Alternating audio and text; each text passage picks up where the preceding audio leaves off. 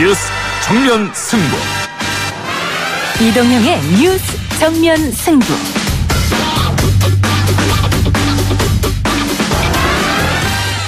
시청자 여러분 안녕하십니까, 이동영입니다. 이동영 뉴스 정면 승부, 먼저 오늘 준비한 내용부터 알려드립니다. 문재인 대통령은 25일 라오스 댐 유실 및 범람과 관련해 긴급 구호대를 파견하는 등 정부 차원의 강력한 구호 대책을 마련하라고 지시했습니다. SK건설이 시공한 라오스 댐 사고와 관련해서 청와대가 관련 대책을 발표했습니다. 현지 연결해 자세한 상황 알아봅니다. 반공화국 적대 행위를 감행하다가 적발 체포된 미국 버지니아 종합대학 학생 왬디오 오토 프레데리크의 요청에 따른 I entirely beg you, people and governments of the deep.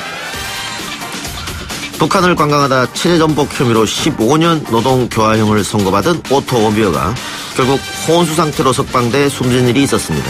유가족은 고문 등 가혹행위로 인한 사망이라고 주장했는데요. 다른 가능성이 제기됐다고 합니다. 최강병기에서 자세히 알아봅니다. 장기화되는 폭염을 특별 재난 수준으로 인식하고 관련 대책을 다시 한번 꼼꼼히 챙겨주시기 바랍니다.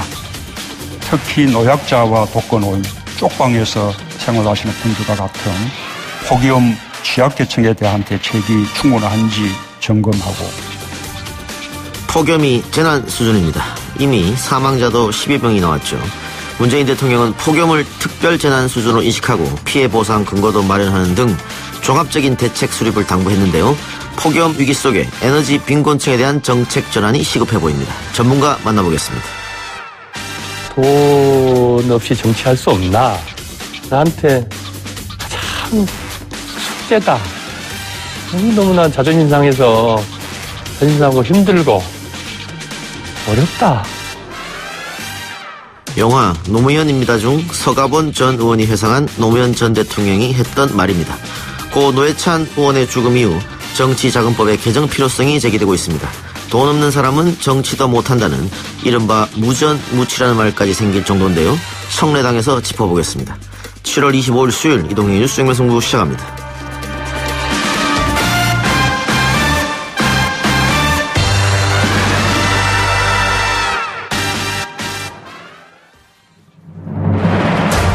이 작가는 독하다. 이 작가는 거칠다. 이 작가는 솔직하다. 이 작가는 눈치가 없다. 그는 할 말은 한다. 할 말은 한다. 정치 오타쿠 이 작가의 독설. 뉴스 정면 승부.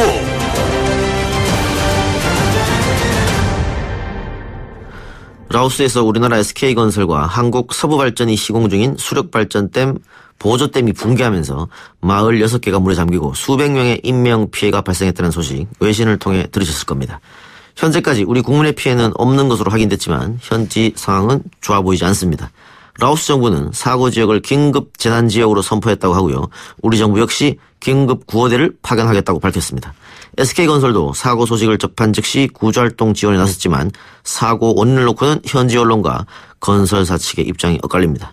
라오스 현지 연결해서 상황 들어보겠습니다. 라오스 선교사협회장 맡고 있는 이영상 선교사입니다. 쌤 나와 계십니까? 네, 안녕하세요. 반갑습니다. 예, 반갑습니다. 자, 일단 그 선생님께서 계신 지역은 이 댐 붕괴 사고 난 지역과 좀 가깝습니까? 아, 거리가 좀 멀고요. 저는 현재 그 비행기안 수도에 있습니다. 예. 그 사고가 지금 현지 시각으로 23일 오후 10시 반쯤에 났다고 하는데요. 정확한 네네. 사망자 통계도 지금 나오지 않은 실정이죠. 어젯밤 10시 그 상황을 보면 예. 사망자가 189명이라고 나왔고요. 실종자가 한 270명 정도 되고 그리고 집을 잃은 그 사람들의 수가 한 1678명 정도 된다고 통계가 나와 있습니다. 그럼 실종자가 지금 상당히 아직도 많은 상황인데. 그렇죠. 예, 예. 구조 작업은 계속 진행되고는 있죠. 지금 아직 정확하게 그쪽 상황은 잘 이렇게 들어온 건 없고요. 예. 아무래도 그 주민들이 솔선수범 나서서 어려운 사람들을 지금 군하고 경찰하고 투입돼서 지금 진행되고 있습니다. 그러니까 우리 정부에서도 구조대를 파견한다고 하니까 결국은 전문 구조 인력이 지금 많이 필요한 것 같아요. 네, 맞습니다. 예, 지금 아직도 비가 오고 있는 실정입니까?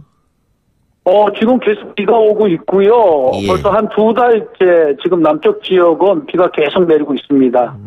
전반적으로 라오스 전체가 남쪽이 비가 많이 와서 지금 메콩강도 범람 위기에 지금 봉착해 있는 상태이기도 합니다.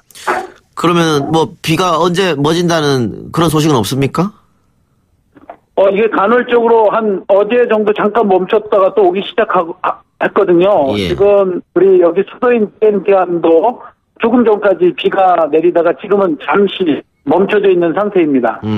사진을 보니까 작은 배에 수많은 이재민들이 이렇게 타고 있고 이러던데 이재민들은 현재 어떤 상황입니까?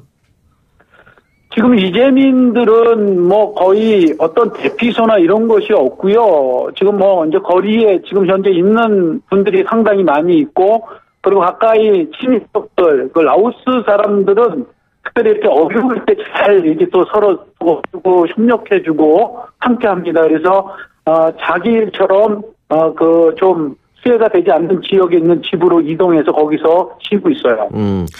그 사고가 난 세피안 세남노이 지역이 원래 네네. 조금 비가 많이 오는 곳 혹은 이 홍수가 많이 있었던 곳입니까? 그렇지는 않고요. 예. 전체적으로 지금 우기철이라 대체적으로 비가 많이 옵니다. 더 걱정되는 것은 8월 달에 비가 더 오는데 평균적으로 보면 지금 뭐 7월 달이기 때문에 그것 때문에 또 걱정이기도 하고요. 예. 자, 이 사고가 또 우리나라 건설사에서 했기 때문에 또 문제가 또 논란이 커지고 있는데 사고 원인에 대해서 현지에서는 어떤 이야기가 나오고 있습니까? 그 현지의 얘기로는 그 댐이 이제 엄청나게 붕괴했다라고 이야기를 하고 있고요. 한꺼번에 물이 많이 쏟아져서 조짐이 있어서 좀 대피령을 내리기도 했습니다. 그러면 이게 지금 뭐 붕괴라는 얘기도 있고 범람이라는 얘기도 있거든요. 어떻게 보십니까? 뭐 제가 전문가가 아니기 때문에요. 예. 아마 그 부분은 나중에 전문가가 정확하게 아마 이야기할 것 같습니다. 근데 이게 물이 비가 너무 많이 와갖고요. 뭐 제 개인적인 생각이지만 범람하면서 이게 붕괴되지 않았나 그런 생각을 갖고 있어요. 그런데 제가 말하는 것도 정확하지 않습니다. 왜냐하면 뭐 지금 붕괴냐 범람이냐 이거 중요한 것이 사람들 하는 것이 더 중요한 것 같아요.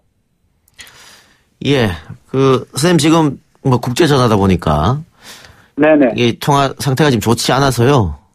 네네. 네, 저 청취자 여러분께 죄송하다는 말씀 드리고. 자, 지금 여러 가지 이야기가 나오고 있습니다만 세남노이 댐 인근 주민들 댐을 건설할 때 이주 대책을 세웠어야 했는데 못 세웠다 이런 얘기도 나오던데 혹시 그 얘기에 대해서는 들어본 적 있습니까? 네, 전화 상태가 좋지 않아서 예, 일단 그냥 마을이기 때문에 댐을 만든 거기 때문에 그렇게 별 큰 걱정은 하지 않았던 것 같습니다. 예. 선생님, 저희가 다시 한번 연결을 한번 시도해 보도록 하겠습니다. 일단 전화 좀 끊어주시기 바랍니다. 네네. 네. 예, 지금 현지 전화를 연결하고 있는데 전화 상태가 지금 많이 좋지 못해서 저희가 끊고 다시 한번 연결해 보도록 하겠습니다. 지금 이 라오스 댐이 우리나라 그 SK건설과 서부발전소가 함께 시공했다고 해요. 그래서 한국수출입은행이 대외경제협력기금에서 955억 원을 지원했다. 민간 협력 사업으로 SK건설과 한국서부발전이 건설 시공에 참여해서 뭐 한국 건설회사가 아니면은 이 어려운 댐 건설을 완공하지 못했을 것이다. 이렇게 자화자찬하기도 했었는데 어쨌든 이런 일이 안타까운 일이 벌어져서 많은 논란이 되고 있고 또 우리 국민들도 걱정하고 계시고 지금 현지에 있는 많은 분들도 안타까워하는 것 같습니다. 자, 지금 전화 연결 다시 시도하고 있는데요. 전화 연결이 좀 네, 됐나요? 예. 예, 성 교사님. 여보세요? 네네. 예. 네. 예, 아까 하시던 말씀 해주시죠. 그쪽 지역의 사람 사이 그 지역이 예. 뭐 수몰되는 지역은 아니고요. 예. 댐이 이제 막혀 있기 때문에 일반적으로 뭐 살기에는 뭐 이렇게 큰 지장이 없는 지역입니다. 뭐 이게 수몰 지역은 그 상가산에 있는 것을 막아서 댐을 만들었을 때 거기가 수몰되기 때문에 이주시키지만, 예. 그 사람 사이는 하나의 큰 또 우리나라 얘기하면 군 단위 지역이기 때문에 특별히 뭐 그런 부분에 있어서 이주 계획은 없었던 것 같습니다. 예. 이 지역에 살고 계신 분들은 보통 어떻게 생업을 이어가십니까? 보통 이제 농업 쪽에 많이 관련돼 있고요. 예. 그래서 농사일들을 많이 하고 있죠. 그러면 이번에 너무 비가 많이 왔기 때문에 농사도 다 폐허가 됐겠습니다? 아무래도 그렇겠죠. 예. 그런 부분에 수몰됐기 때문에 뭐 농사도 전체적으로 힘든 상황이라고 보는 것이 마땅합니다. 예. 지금 아까 말씀하신 것처럼 이 메콩강이 줄기로 쭉 이어져 내려오는 거지 않습니까? 길게. 네네. 근데 네. 요즘에 중국 쪽도 그렇고 댐을 굉장히 많이 지었다고 하던데. 아무래도 라오스가 어떤 자원이나 수출할 수 있는 길이 많이 부족하거든요. 예. 그래서 이 나라 정부 차원에서도 이 수력 발전소를 많이 세워서 그 전기를 수출해서 그것이 나라의 또 살림으로 쓰기 위한 하나의 큰 프로젝트이기도 합니다. 그러니까는 여기서 수력 발전을 생산해서 옆 나라인 태국에 팔겠다 이런 계획이었죠, 처음에는. 그렇죠. 예. 그게 지금 어그러진 것 같은데요. 오늘 정부에서도 라오스에 긴급 구호대를 파견하겠다 이렇게 얘기했습니다. 현지에서 볼 때 가장 시급하고 빨리 조처해야 될 게 뭐가 있을까요? 지금 우리 여기 계시는 선생님들도 내일 정도 의료팀들이 꾸려서 출발하고요. 예. 저희도 우리 나선협 차원에서도 물품과 또 재정적인 모금을 통해서 그 어려운 지역을 좀 보내려고 합니다. 근데 정부 차원에서 지원을 해주기를 원한다면 전문 인력들이 왔으면 좋을 것 같고요. 그리고 일단 지역적으로 수몰된 상태이기 때문에 이 사람들이 삶의 터전을 잃었어요. 예. 그러면은 집을 수리해준다든지 아니면 새롭게 집을 지어주고 삶의 터전을 먼저 마련해주는 것이 좋을 것 같습니다. 예. 물론 생필품도 뭐 옷이나 여러 가지도 정말 필요하지만 먼저 이들이 잠잘 수 있는 공간을 마련해주는 것이 더 현명한 선택이 아닌가 이렇게 생각을 해봅니다. 요즘에 라오스 지역으로 우리 국민들이 여행도 많이 가거든요. 네, 많이 오지요. 예. 지금 우리 국민들 피해는 집계된 게 지금 없습니까? 지금 뭐 저희들 쪽도 우리 지방에 계신 선생님들 다 이제 알아보니까 안부를 물어보니까 다 괜찮고요. 물론 크고 작은 피해는 있고요. 그리고 우리 여행객들이 주로 이용하는 방비행하고 루앙파방, 이 방비행까지는 길이 그래도 괜찮은데 방비행에서 루앙파방 가는 길들이 비가 많이 와서 산사태가 많이 일어났어요. 길들이 많이 유실됐고요. 예. 그래서 특별히 그쪽 지역으로 여행하기를 원하시는 분은 항공편을 이용해 주는 것이 훨씬 더 이게 안전에 좋을 것 같습니다. 10월까지가 아까 우기라고 하셨잖아요. 네네네. 그럼 어쨌든 10월 달까지는 복구나 이런 것도 좀 쉬워 보이진 않습니다. 아무래도 그렇겠죠. 건기철에 들어서야 여기도 이제 도로가 파헤친 것도 예. 복구 공사하고요. 만약에 긴급한 상황 같은 경우에는 임시적으로 뭐 차가 이동해야 되기 때문에 긴급하게 그런 일들은 진행하고 있죠. 예. 알겠습니다. 선교사님 오늘 말씀 여기까지 듣겠습니다. 네네. 고맙습니다. 예. 지금까지 라오스 선교사 협회장 맡고 있는 이영상 선교사였습니다. 예, 1부 순서 여기까지고요. 2부 최강병기로 돌아올 텐데요. 1부에서 전화 연결 매끄럽지 못한 점 다시 한번 양해 말씀드리겠습니다. 딱딱하고 지루한 뉴스가 소설보다 흥미진진해지는 새로운 경험. 놀라셨죠? 이것이 바로 이동준의 뉴스 정면 승부.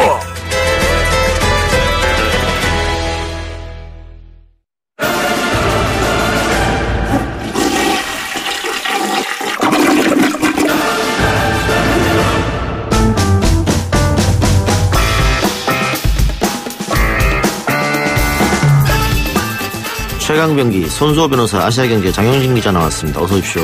안녕하십니까. 안녕하세요. 손수호 변호사 오늘 왜 축구 유니폼을 입고 오셨어요? 이게 제일 시원하네요. 네. 엄청 시원합니다. 잘 어울리지 않으세요? 더워서 입고 온 거예요?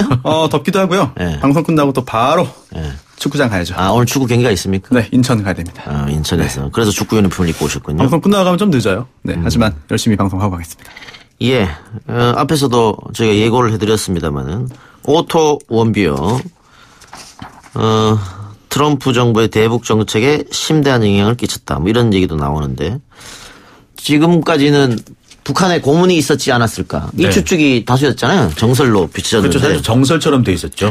지금은 고문은 없었고 오토 원비어가 스스로 목숨을 끊으려고 시도하다가 의식불명에 빠졌을 가능성이 있다. 이런 내용이 미국 매체에서 보도한 겁니까? 그렇죠. 미국의 한 주간지 정도로 알고 있는데요. GQ 매거진이라는 곳에서 보도를 한 겁니다. 미국인 인질 오토 원비어의 밝혀지지 않은 이야기라는 제목의 특집 기사였는데요. 북한에서 고문이라든지 가혹행위를 당하진 않았고 자살을 시도하다가 의식불명 상태에 빠졌다라고 주장한 것입니다. 아시다시피 원비어는 지난 2016년 새해 맞이를 위해서 북한을 방문했다가 이 북한의 정치 선전물을 제거했다는 이유로 억류가 됐고 노동교화형 15년을 선고받았죠. 그리고 실제로 1년 6개월 동안 억류가 됐었는데 의식불명 상태로 미국에 돌아가게 됐습니다. 예. 북한에서는 원비어가 식중독에 중독된 상태에서 수면제를 복용한 뒤에 혼상에 빠졌다. 이랬는데 그러면 수면제를 복용한 이게 과다 수면제를 스스로 복용했다. 이렇게 보고 있는 건가요? GQ 매거진에서는? 예, 그렇습니다. 지금 사실 이 GQ 매거진에 대한 관심도 좀 많이 있거든요. 예. 근데 이게 패션 잡지입니다. 그렇기 때문에 패션 잡지에서 왜 이런 정치 관련된 또 외교 관련된 북한 소식을 어떻게 다룰 수 있지? 또 이게 과연 믿을 수 있는 건가? 그런 의문도 많이 드는데요. 예. 사실 이게 정말 또 일부 보도에 따르면은요. 이게 정통 매체보다도 특정 사안에 대해서는 더 심도 있는 그런 탐사 보도를 하는 경우도 있다고 해요. 제가 직접 보지 못했습니다만 그런 보도가 나오고 있는 상황이고요. 그럴 수 있죠. 네네. 그리고 또 특히 조금 전 이동영 작가의 이야기대로 이게 식중독균에 이제 감염된 상태에서 수면제를 복용한 후에 혼수 상태에 빠졌다. 라고 북한에서는 밝혔다고 이제 하잖아요. 예. 네, 그런데 사실 그 후에 이 주장을 되게 강력하게 하진 또 않은 것 같아요. 그러다 보니까 이 매체의 보도를 어디까지 믿을 수 있느냐. 저 개인적으로는 사실 좀 의문이 좀 들긴 합니다. 그러니까 특히 이제 미국 같은 경우에는 이 고문이 있었다라고 주장하게 된 가장 큰 배경이 뭐냐면 이 보툴리누스 균의 중독이 되면은 한 상당한 기간 동안 흔적이 남는다고 그래요, 몸 안에. 근데 그런 흔적이 전혀 발견되지 않았다는 겁니다. 오히려 미국 측에서 확인해 본 결과로는 한 장기간 상당 시간 동안 뇌에 혈류와 산소가 공급되지 않았다.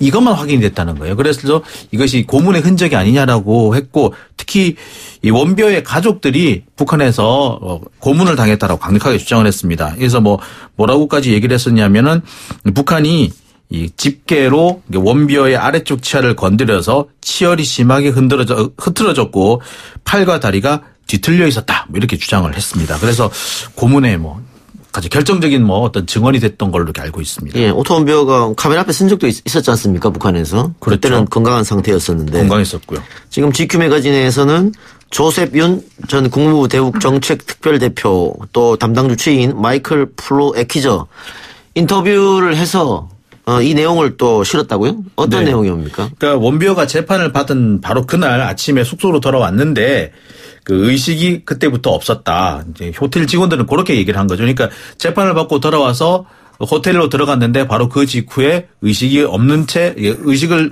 잃은 채 발견이 됐다. 이런 내용입니다. 그러면 재판을 받는 날 아침에 이렇게 숙소로 들어오니까 의식이 없었기 때문에 북한이 고문하고 말고 할 그럴 시간도 없었다. 이렇게 봐야 되겠네요. 사실 보자면은 이렇게 고문이 있었다면은 원비어가 인터뷰를 하기 전에 고문이 있었겠죠. 그러니까 재판할 때까지는 이미 고문이 이미 고문하고 상당히 시간적 거래가 있었을 것으로 보이죠. 사망과 고문하고 연결되려고 하려면 네. 그 인터뷰 할 때는 어쨌든 멀쩡했으니까는 네. 그 이후에도 고문이 있어야 사망과 연결되는 거 아니겠습니까? 근데 현실적으로 그렇게 하기에는 상당히 좀 앞뒤가 좀 맞지 않은 부분이죠. 그래서 그리고 그런 부분이 있습니다. 북한이 사실 바보는 아니에요. 그래서 자기 체제를 선전하기 위해서 지금까지 억류했던 인질들을 고문한 사례는 그렇게 많지 않습니다. 그러니까 수사를 한다든지 또는 인터뷰를 하기 직전에 강압적인 분위기를 조성해서 이렇게 폭행을 한 사례는 있지만 사망에 이를 정도의 고문을 한 사례는 사실은 없어요. 그러니까 사실 북한 역시도 마찬가지일 겁니다. 만약에 고문을 해서 사람이 죽게 되면은 미국이 정말 가만히 있지 않을 것이다라는 걸 알고 있기 때문에 특히 당시 트럼프 대통령 행정부에서는 무슨 일이 벌어질지 모르기 때문에 그렇게 무모한 짓을 하기는 않았을 걸로 보입니다. 그럼 GQ 매거진의 주장이 맞다고 치고 왜 그러면 원비어는 스스로 목숨을 끊으려고 했을까? 네. GQ 매거진도 그 부분에 대한 언급을 했습니다. 왜냐하면 그 부분 설명이 없으면 사실 그 기사에 그 추적한 그런 그 보도에 사실 그 신빙성이 떨어질 수밖에 없기 때문인데요. 원비어의 그런 행동이 북한 내에서는 최장 15년 노동교화형에 처해질 수 있는 중범죄다. 그리고 또 미국 정부에서 이 재판 절차를 진행함에 있어 이 원비어를 도와줄 수 없다라고 하는 이야기가 전해졌겠죠. 그래서 상당히 좀 절망을 했다. 그런 상황에서 이 원비어가 극단적인 선택을 한 거 아니겠느냐라고 하는 그런 그 짐작을 이 잡지가 실었습니다. 가능성이 아주 없는 건 아닙니다만 뭐 결정적으로 밝혀진 건 아니니까요. 그렇죠. 이게 사실 뭐 고문이 맞다 아니다 또는 자살이 맞다 아니다라고 확신을 줄 수 있는 그런 증거는 아직까지 나온 게 하나도 없습니다. 그런데 또 미국의 매체에서 뭐 매체의 신뢰성이나 뭐 주력 주된 장르와 분야와 관계없이 미국 매체에서 공식적으로 이러한 주장을 하고 또 추적하여서 탐사한 그런 결과를 이제 잡지에 실었다는 것 자체가 좀 상당히 좀 의미가 있는 그런 생각도 들거든요. 예. 알겠습니다. 어쨌든 이것은 조금 더 지켜봐야 될 것 같고요. 그렇습니다. 다음 이야기 해볼까요? 군이 속았다. 한진중공업 독도함 방산비리 정황. 이건 또 무슨 얘기입니까? 왜 또 방산비리가 얘기 나옵니까? 자, 이게 독도함은 이제 한진중공업에서 건조를 했는데 지난 2002년부터 시작을 해서 약 2006년에 실제로 이게 진수가 됐습니다. 이 독도함 같은 이런 군함을 건조를 할 때는 반드시 조선소에서 직영으로 건조를 해야 됩니다. 그러니까 외주나 하청 주지 말라는 얘기죠. 얘기죠. 네. 왜냐하면 외주나 하청을 주는 과정에서 아무래도 단가가 떨어지게 되고 중간에서 이렇게 아무래도 좀 그 단가가 좀 떨어지고 중간에 떼먹는 사람이 생기니까 그걸 실제로 이제 건조에 들어가는 비용이 줄어드니까 그런 짓 하지 말아라고 금지를 해놓고 있는데 이 독도함 같은 경우에는 전체 작업 중에서 약 40%가 외주 업체 그러니까 하청업체에 의해서 진행이 됐다. 그럼에도 불구하고 이 부분을 밝히지 않았고 또 법령상으로 보자면 이렇게 외주를 줄 경우에 아예 그냥 그 금액 자체 공사비를 감액을 하는 조건이 있었는데 그런 것을 피하기 위해서 여러 가지 방법으로 이게 국방부를 속였다. 뭐 이런 내용입니다. 게다가 계약서도 항상 작성이 되죠. 뭐 방산 관련된 그런 계약도 항상 계약서 작성이 되는데 당연히 계약 내용을 보면 이제 불가피한 사유로 외주 작업을 맡길 수는 있다. 하지만 그럴 경우에는 공사 금액을 감액하도록 명시되어 있거든요. 그런데 그러한 절차가 제대로 진행된 것인지 그리고 또 그로 인해서 공사 금액이 실제로 감액이 된 것인지 여부에 대한 의혹도 제기되고 있습니다. 독도함이 근데 규모가 엄청나네요. 14,000톤급이고 헬기 7대와 전차 6대, 장갑차 7대, 트럭 10대, 야포산문, 고속 상륙정 2척, 또 700여 명의 상륙 병력을 동시에 수송할 수 있다. 비싸요. 엄청 비싸요. 얼마입니까? 3,257억 7천만 원. 근데 이게 어떤 규모라고 얘기하시냐면은 완전 무장한 1개 연대 병력을 동시에 상륙시킬 수 있는 그런 능력입니다. 그래서 갑작스럽게 강타를 날릴 수 있다고 해서 강습 상륙함이라고 합니다. 어마어마한 배죠.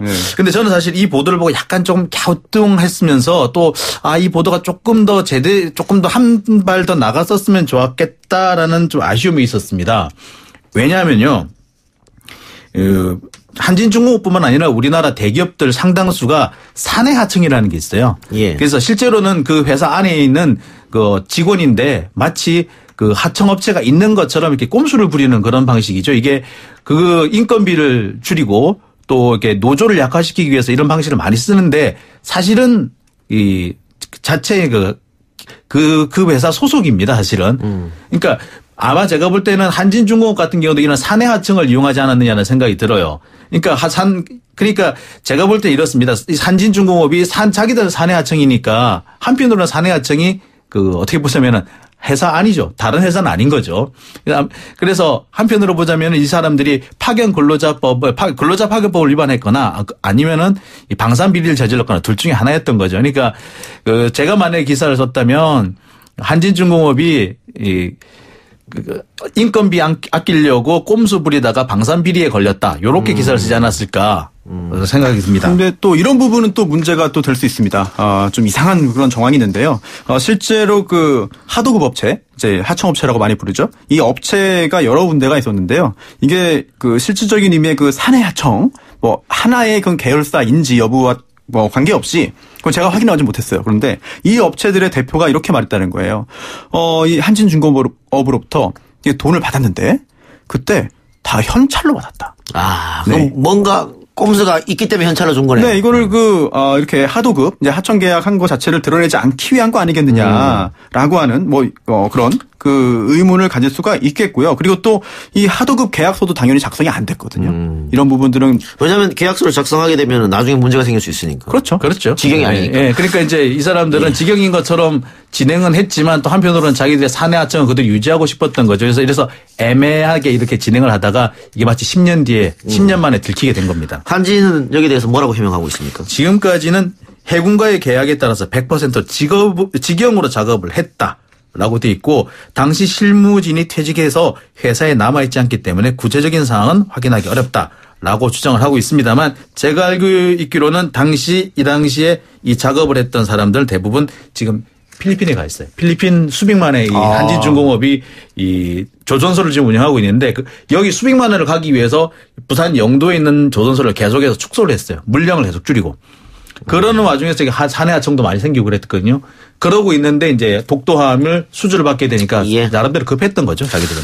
그러면은 어쨌든 이렇게 하청을 줘서 방산비를 저질렀으면 아직 나타난 건 아무것도 없습니다만 해군 쪽으로 백마진이 갔을 개연성도 아예 무시는 못하는 거 아니겠어요? 백마진이요. 네. 리베이트가 전달됐을 가능성이 있죠. 그리고 또 이런 의심을 참 하기 참 싫습니다만 고질적으로 이런 그 방산 사업 관련해서 여러 건의 비리가 그동안 또 실제로 현실로 드러났거든요. 그렇기 때문에 이번 역시 그런 일이 있지 않았을까라고 하는 의혹을 가질 수밖에 없겠고 특히 한진중공업이 일단 나는 모르겠다. 뭐 지금 확인을 이제 해줄 수 없다라는 입장을 보이는 것 자체도 사실은 좀 이상합니다. 네. 그리고 여기서 한 가지 꼭 짚고 넘어갈 게 있는 게요. 당시 한진중공업과 계약을 맺었던 당사자가 송영무 지금 현직 장관, 당시에는 해군 조함단장이었습니다. 그래서 일부에서는 이게 기무사와 지금 현재 송영무 장관이 정면 충돌하고 있는데 기무사 쪽에서 흘린 게 아니냐. 흘린 정보다? 네, 뭐 이런 얘기도 있습니다. 그래요. 그럼 기무사는 모든 정보를 쥐고 있기 때문에 군에 대해서. 네, 당시에는 충분히 쥐고 있을 수 있었죠. 그래요. 좀 더 지켜보기로 하고요. 지금 2007년에 발생했던 성민이 사건 다시 국민청원에 등장했다고 하는데 성민이 사건은 어떤 사건이죠? 이 사건은 이제 당시 23개월 그러니까 2돌도 안 된 영아인데요. 어린이집 원장 남편한테 폭행을 당해서 장이 끊어지고 이 복막염과 폐혈증으로 사망했다는 사건입니다.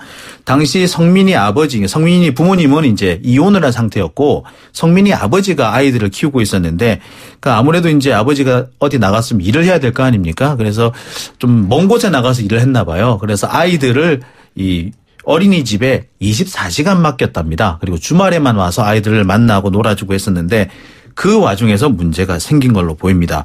당시 원장 부부가 부부싸움을 했는데 부부싸움을 하는 와중에 성민이가 변을 봤던 모양이에요. 변을 보게 되니까 갑자기 이 원장 남편이 아이의 팔을 벌리고 배를 걷어찼다. 라고 합니다. 그리고 아이가 울고 불고 이렇게 자지러지듯이 울었는데도 병원에 데려가지 않았다고. 병원 안 데려갔다고요? 예.